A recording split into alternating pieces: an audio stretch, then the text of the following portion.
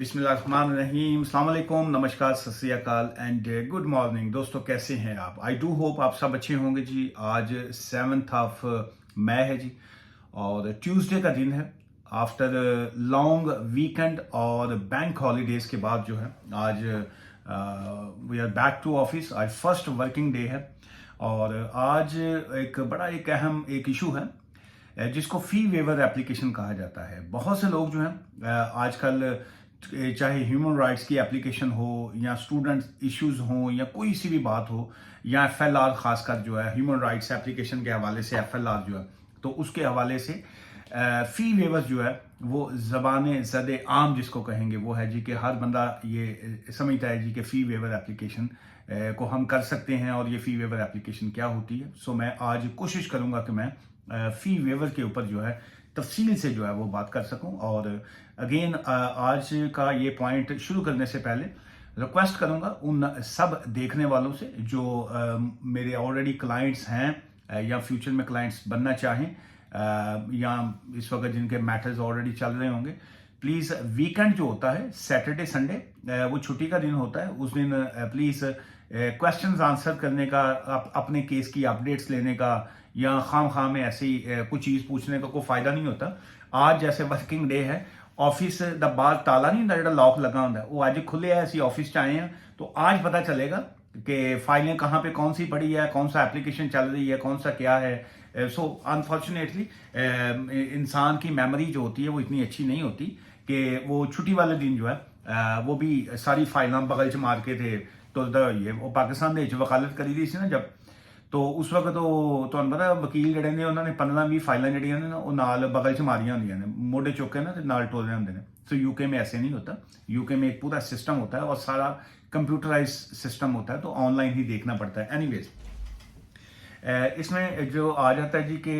Gate a visa application waiver from inside the UK की अगर हम बात करते हैं। सो इसमें एक तो ध्यान में रखिएगा कि क्या आप आउटसाइड अगर कोई शख्स है तो उसके हवाले से भी फी वेवर एप्लीकेशन कर सकते हैं। द आंसर इज बिल्कुल कर सकते हैं अगर आपके सर्कमस्टांसिस ऐसे हैं और आप समझते हैं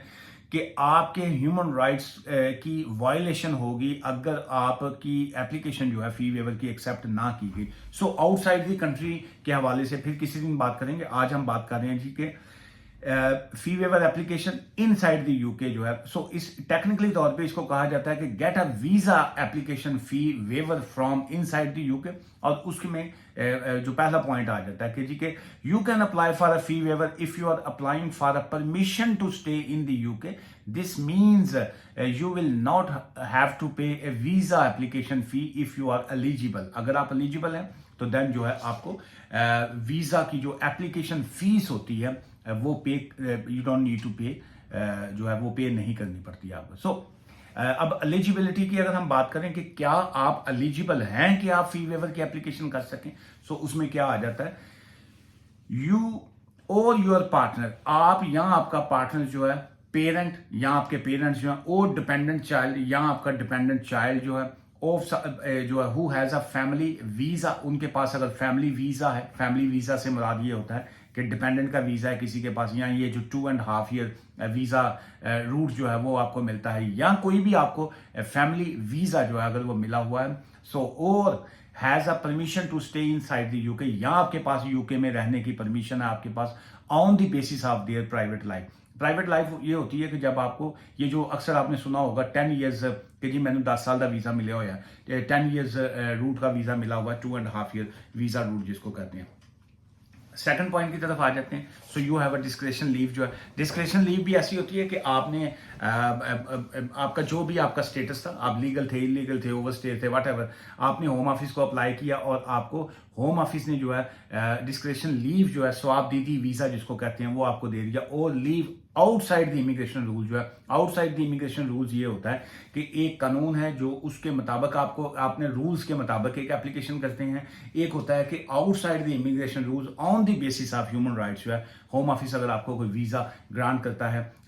ह्यूमन राइट्स की ग्राउंड के ऊपर या किसी और ग्राउंड के ऊपर आपको वीजा ग्रांट करता है, और you are refused refugee status. बहुत से लोग जो हैं जब असाइलम करते हैं और उसके बाद उनका असाइलम जो है वो रिफ्यूज हो जाता है, जिसको रिफ्यूजी स्टेटस रिफ्यूजल कहा जाता है, और ह्यूमैनिटेरियन प्रोटेक्शन जो है वो जिसको HP का वीज़ा कहा जाता है, आपने असाइलम किया, आपका असाइलम रिफ्यूज़ हो गया, आपका अपील जो है वो एग्जॉस्ट होगी, अब आपके पास जो है ऑप्शन बचता है, आप कहते हैं जी मैं ह्यूमन राइट्स एप्लीकेशन करूँ। लेकिन चूंकि ह्यूमन राइट्स एप्लीकेशन की FLR की फीसें इस वक्त बहुत ज़्यादा हैं, 1035 जो है 1035 पाउंड जो है वो पर ईयर की फीस होती है 1 साल की, लेकिन यू हैव टू पे मस्ट जिसको कहेंगे वो 2.5 साल की 2.5 ईयर की जो फीस है वो पे करनी पड़ती है। और 2.5 साल की आपका फीस का मतलब ये नहीं है कि जो तो 2.5 साल का वीज़ा दे रहे हैं, नहीं, आपको चाहे क्या वो इस तरह के केसेस में अगर रिफ्यूजल भी आती है, चाहे वो 4 महीने बाद 4 मंथ्स बाद रिफ्यूजल आए, 5 मंथ्स बाद रिफ्यूजल आए, लेकिन आपने फीस जो है वो आपने 2.5 ईयर की पे करनी पड़ती है। सो 1035 बाय 2.5 ईयर, सो अप्रोक्सीमेटली वो 2587 जो समथिंग अराउंड 2500-2550 पाउंड जो है वो आपका बन जाता है। प्लस आपने जो है इमिग्रेशन की फीस पे करनी होती है जो आई थिंक इस 1048। सो रफली अगर कहेंगे तो ये 3600 पाउंड जो है FLR ह्यूमन राइट्स एप्लीकेशन के बन जाते हैं एक बंदे की। अगर आप हस्बैंड एंड वाइफ हैं तो आप कहेंगे कि सी जो है दो की कही था, 2 जिंद थे एक जान, हम 2 बॉडियां हैं लेकिन एक्चुअल हम एक जान है। सो होम ऑफिस कहता है ਤੁਹਾਡੀ एक जान असी नहीं लैनी, ਅਸੀਂ ਤੁਹਾਡੀਆਂ 2 जानें ही लैनियां ने, सो 2 एप्लीकेशन ही करनी है। अपनी जो आप ये जो 2 बॉडी और एक जान है इसको आप अपने पास ही रखिए, हमें आप फीस पे कीजिए। 2 बंदे हैं तो 2 ही जो 2 टाइम ही आपने फीस पे करनी है। अच्छा, फिर उसके बाद आ जाता है कि you have a permission to stay in the UK, you are a victim of a modern slavery और अ ह्यूमन ट्रैफिकिंग जो है ये जो किसी दिन तफसील से बात करूंगा। ये जो मॉडर्न स्लेवरी क्या होता है, काफ़ी लोगों के मैसेज आए हुए थे कि किसी दिन आप मॉडर्न स्लेवरी और ह्यूमन ट्रैफिकिंग के ऊपर भी बात कीजिए। सो अगर आप उस तरह की भी सिचुएशन पे हैं तो तब भी आप ह्यूमन राइट्स एप्लीकेशन जो है वो फाइल कर सकते हैं। You can apply for a fee waiver if you can not afford to pay the fee, because आप जो है फीस अफोर्ड नहीं करते। बिकॉज क्या है, रीजन क्या है जी कि do not have a place to live in the UK, आपके पास रहने की कोई जगह नहीं है, और you can not afford one, या किसी भी वजह से आप जो है वो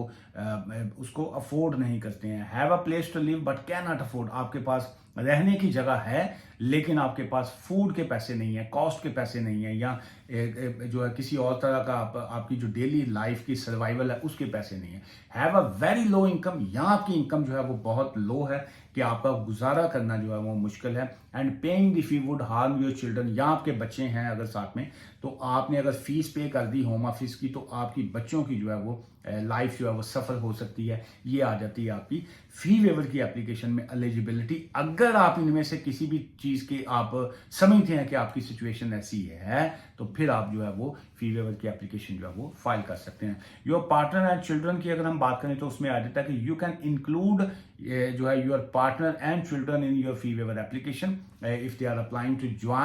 ज्वाइन के आपके साथ वो ज्वाइन करना चाह रहे हैं, और stay with you in the UK, या ऑलरेडी आपके साथ UK में स्टे कर रहे थे एज यूर डिपेंडेंट, लेकिन अब आपने आगे उनका कोई ना कोई FLR फाइल करना है या इस तरह की जो भी आपकी सिचुएशन है, तो फिर जो है वो आपके, लेकिन चूंकि फाइनेंशियली आप अफोर्ड नहीं करते हैं सो आपने उस एप्लीकेशन को फाइल करना है जी। अच्छा, उसके बाद ये मेन चीज़ें जो आ जाती हैं। अच्छा, अब इसमें मस्ट जो रिक्वायर्ड आपके डॉक्यूमेंट्स आ जाते हैं, जो आपका ID जो है, ID से मुराद ये होती है कि आपके पास जो है वो पासपोर्ट जो है आपका, या आपका पासपोर्ट हो आपके पास जिसके ऊपर आपका, या आपकी कोई ऐसी ID, क्योंकि बहुत से लोग जो हैं, जैसे लेट्स से अगर कोई शख्स जो है वो UK में ओवरस्टेड है, या जिस वक्त वो UK में एंटर हुआ वो किसी भी तरीके से जब आया तो उसके पास लेट्स से अभी उसके पास पासपोर्ट नहीं है। सो नंबर 1 तो ध्यान में रखिए, यहाँ पे फी वेवर की एप्लीकेशन के लिए you don't need any original documents. तो आपको ओरिजिनल डॉक्यूमेंट्स तो चाहिए नहीं होता, लेकिन जब आप एप्लीकेशन स्टार्ट करते हैं तो ऑब्वियसली आपको आपकी ID के हवाले से जो आपका, चाहे पासपोर्ट हो सकता है, आपका नेशनल ID कार्ड जो है वो हो सकता है, या आपका बायोमेट्रिक रेजिडेंस परमिट हो सकता है, या आपका BRC कार्ड हो सकता है, बायोमेट्रिक रेजिडेंस कार्ड जिसको कहते हैं, या आपकी कोई ऐसी ID जिसके ऊपर आपका नाम, आपकी डेट ऑफ बर्थ, आपकी शनाख्त जिसको कहेंगे वो हो सके जो है। फिर प्लस जो है जिस वक्त आप एप्लीकेशन ये फाइल कर देते हैं, so with in 10 working days जो है, 10 दिन के अंदर अंदर जो है आपने उनको डॉक्यूमेंट्स देने होते हैं। सो 10 वर्किंग डेज से मुराद ये होता है, जैसे मैंने स्टार्टिंग में कहा, सैटरडे संडे जो है वो छुट्टी होती है, बैंक हॉलीडे जो है वो छुट्टी होती है, ईस्टर जो है वो छुट्टी होती है, क्रिसमस डेज जो है वो छुट्टी होती है, और इस तरह जो ऑफिशियल गवर्नमेंट अनाउंस करती है वो डेज जो है वो माइनस होते हैं, वो छुट्टी के दिन होते हैं, गवर्नमेंट ऑफिसेज जो हैं वो क्लोज होते हैं, गवर्नमेंट काम नहीं कर रही होती हैं। सो इसलिए अगर आप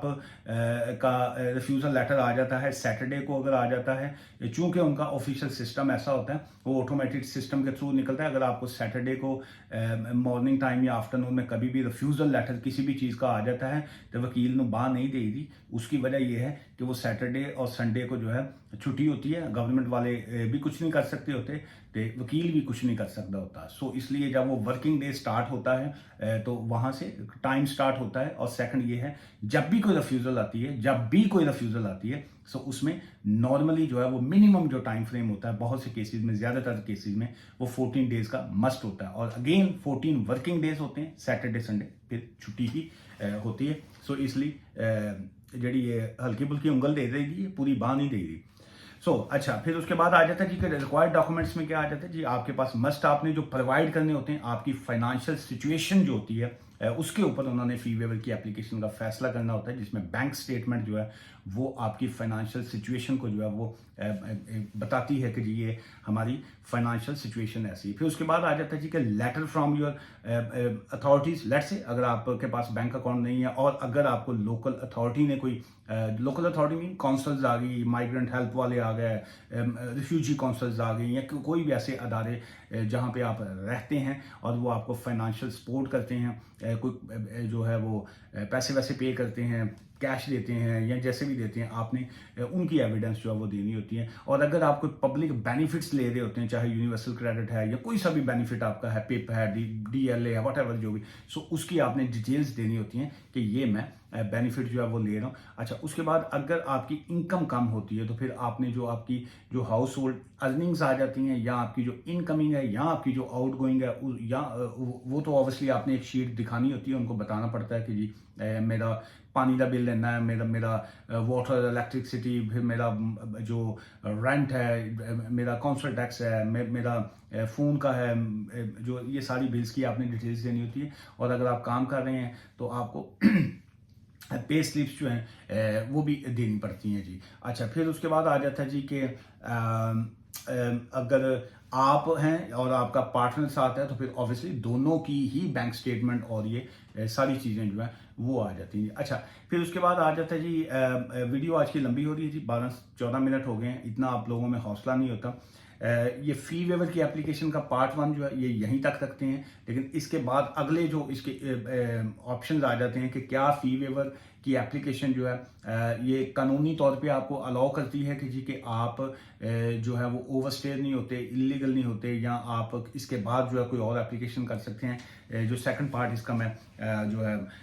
कोशिश करूंगा कि आज ही दिस इवनिंग जो है वो मैं कर सकूं, चूँकि मैं अभी जस्ट ऑफिस में मैं आया ही हूँ और आज का काम अभी देखा नहीं है मैंने, वो देखूंगा। लेकिन चूँकि फी वेवर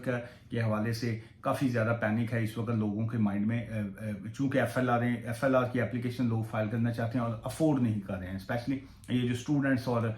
बाकी इस तरह के जो फैमिली मेम्बर्स हैं जिनके साथ में 1-2 बच्चे हैं, हस्बैंड वाइफ हैं, ओबियसली 4 बंदे बन जाते हैं। सो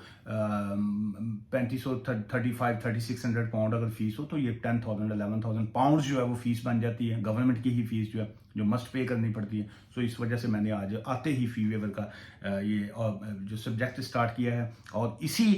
इसी वीडियो के हवाले से रिलेटेड टू फी वेवर ही अगर आप सवालात छोड़ेंगे तो उसको मैं आज रात की इवनिंग टाइम जब मैं ऑफिस क्लोज करूंगा तो उस वीडियो में मैं जो है वो सवालात ऐड कर लूँगा। अगर आप इस वीडियो के ऊपर ਐਵੇਂ ਪੁੱਛ ਲਵੋ ਕਿ ਜੀ ਕਿ ਉਹ ਆਪਣਾ ਸਕਿਲਡ वर्कर वीज़ा ਦੇ ਵਿੱਚ